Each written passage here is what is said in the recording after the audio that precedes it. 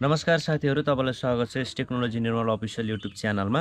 र म तपाईलाई आज सिकाउन गइरहेको छु क्यानन क्यामेरालाई चाहिँ अनि एउटा यो मोबाइल फोनमा चाहिँ कसरी तपाईले कनेक्ट गर्न चाहनुहुन्छ, कसरी कनेक्ट गर्न सक्नुहुन्छ। म तपाईलाई आज इजी तरिकाले सिकाउने छु। जति पनि यो क्यामेरामा छ त्यो सबै क्यामेराको अनि फोटो, डकुमेन्ट, भिडियोहरु चाहिँ यो फोनबाटै तपाईले इजी तरिकाले चाहिँ त्यसलाई डाउनलोड गर्न सक्नुहुन्छ है त। त्यसको लागि आउनुस् तपाईलाई म क्यामेराको स्क्रिन तर्फ लैजाने छु।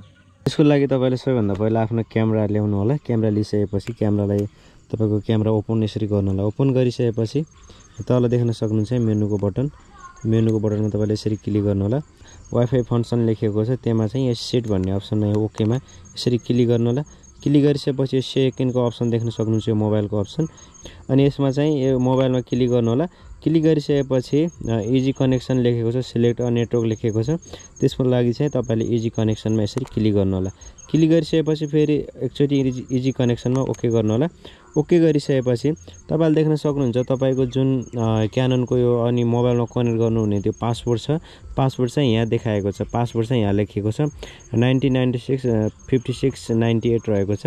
यसलाई चाहिँ अब तपाईले मोबाइलमा कनेक्ट गर्नुपर्ने हुन्छ है। त्यसको लागि चाहिँ तपाईले एउटा मोबाइलमा एप डाउनलोड गर्नुपर्ने हुन्छ। अनि तपाईले चाहिँ तपाईको मोबाइलमा चाहिँ क्यानन क्यामेरा भन्ने एउटा एप डाउनलोड गर्नुपर्ने हुन्छ। जुन यो मेरो मोबाइलमा यो छ अहिले। तपाईले प्ले स्टोरबाट तपाईले त्यसलाई डाउनलोड गर्न सक्नुहुन्छ। जुन यो एप रहेको छ क्यानन एप क्यामेरा। तपाईले यसमा यसरी क्लिक गर्नु होला। पहिला चाहिँ यो वाइफाई अन गर्नु होला। वाइफाई अन गरिसकेपछि जुन क्यामेराबाट तपाईले जुन यो पासवर्डहरु दिइराख्नु भएको थियो त्यो पासवर्ड चाहिँ तपाईले यहाँ वाइफाईमा हाल्नु पर्छ। देख्न सक्नुहुन्छ यो वाइफाईमा टपमा देखाएको छ EOS 3000D लेखेको छ। यसमा तपाईले यसरी क्लिक गर्नु होला। पासवर्ड छ 96 5698 यो पासवर्ड रहेको छ। पासवर्ड चाहिँ तपाईले यसरी यसमा कनेक्ट गर्नु होला। कनेक्ट गरिसकेपछि देख्न सक्नुहुन्छ है यहाँ के लेखेको छ। यहाँ के लेखेको छ भन्दाखेरि स्टार्ट क्यानन एप भनेको छ। तपाईले चाहिँ क्यानन एप जुन तपाईको मोबाइलमा छ त्यो क्यानन एप तपाईले त्यो स्टार्ट गर्नुपर्छ है। त्यसको लागि क्यानन एप स्टार्ट गर्नु होला। स्टार्ट गरिसकेपछि यहाँ देख्न सक्नुहुन्छ यो यहाँ तपाईको मोबाइलमा आयो है। यहाँ क्यानन EOS 3000D भनेको छ। यसै तपाईले मा क्लिक गर्नु होला। क्लिक गरिसकेपछि फेरि तपाईको मोबाइलमा देखाउँछ अनि यहाँ देख्न सक्नुहुन्छ connect to this smartphone V2315 लेखेको छ। यसमा चाहिँ ओके गर्नु होला र ओके भइसकेपछि सक्नुहुन्छ अनि तपाईको चाहिँ यसमा चाहिँ कनेक्ट भइसक्यो। कनेक्ट यहाँ देख्न सक्नुहुन्छ इम्पोर्ट इमेज लेखेको छ, शूट लेखेको छ। फोटो भिडियो चाहिँ हामीलाई डाउनलोड गर्नुपर्ने छ क्यामेराको। अब त्यसको लागि चाहिँ इम्पोर्ट इमेजमा क्लिक गर्नु होला। क्लिक गरिसकेपछि जति पनि तपाईको क्यामेरामा फाइलमा फोटोहरु त्यो फोटोहरु चाहिँ तपाईको यसरी यहाँ अगाडि खुल्छ है। यो इन्टरफेसमा देख्न सक्नुहुन्छ यहाँ यसरी खुल्यो। यहाँ देख्न सक्नुहुन्छ जुन तपाईको क्यामेरामा क्वालिटी छ त्यही क्वालिटीमा चाहिँ यो फोटोलाई चाहिँ देखाउँछ।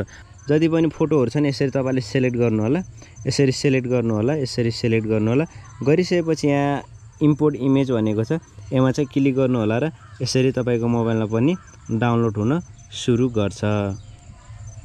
देख्न सक्नुहुन्छ मेरो मोबाइलमा पनि बिस्तारै बिस्तारै रिलोड भइरहेको छ है। तपाईले पनि यसरी नै तपाईको मोबाइलमा डाउनलोड गर्न सक्नुहुन्छ। अब यसलाई चाहिँ अब भयो कि भएन भनेर तपाईलाई म लाइभ प्रुफ देखाउँछु। त्यसको लागि तपाई सिधा आफ्नो ग्यालेरीमा जानु होला।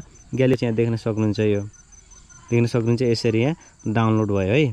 यसरी पनि तपाईले आफ्नो मोबाइलबाट चाहिँ क्यानन एपलाई चलाउन सक्नुहुन्छ र क्यानन एपबाट यसरी आफ्नो मोबाइलमा भिडियोहरु अनि तान्न सक्नुहुन्छ बिना पेन ड्राइभ बिना है यो क्यामेराबाट। र साथीहरु मैले तपाईलाई सिकाए एउटा यो क्यामेराबाट चाहिँ कसरी यो मोबाइलमा चाहिँ ट्रान्सफर गर्ने है एउटा फोटो भिडियोहरु भनेर।